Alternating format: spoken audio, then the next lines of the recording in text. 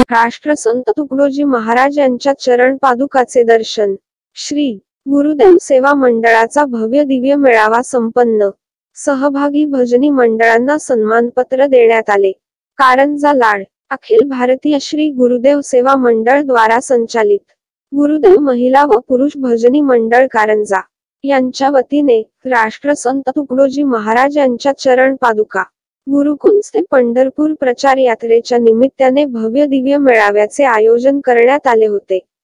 या कार्यक्रमाचा उद्घाटन सोहळा कारंजा लाडचे माजी नगराध्यक्ष माननीय श्री अरविंद लाठिया यांच्या अध्यक्षतेखाली तर उद्घाटक माजी नगराध्यक्ष दत्तराजजी डहाके यांचे शुभ हस्ते.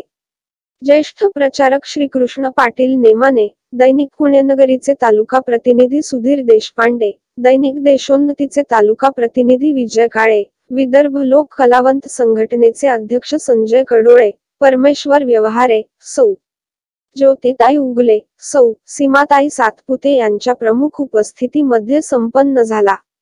या प्रसंगी श्री गुरुदेव आश्रम गुरुकुंज मोजरीचे मध्यवर्ती प्रतिनिधी भा प्रकाश महाराज वाघ, भा सुशील महाराज वनवे, प्रचार सचिव प्रचार विभाग गुरुकुंज आश्रम यांनी सखोल असे मार्गदर्शन केले. गुरुकुंज मोजरी ते पंढरपूर जाणाऱ्या पालखीचे पूजन सौ राजलक्ष्मीताई दत्तराजजी डहाके, सौ ज्योतिताई प्रकाश पाटील ढेरे, सौ बेबीताई बाळू पाटील दुर्गे यांच्या हस्ते करण्यात आले.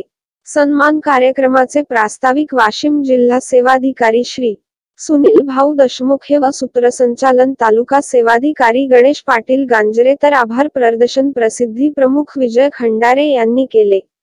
राजेश अग्रवाल, महाभारत न्यूज, कारंजा लाड.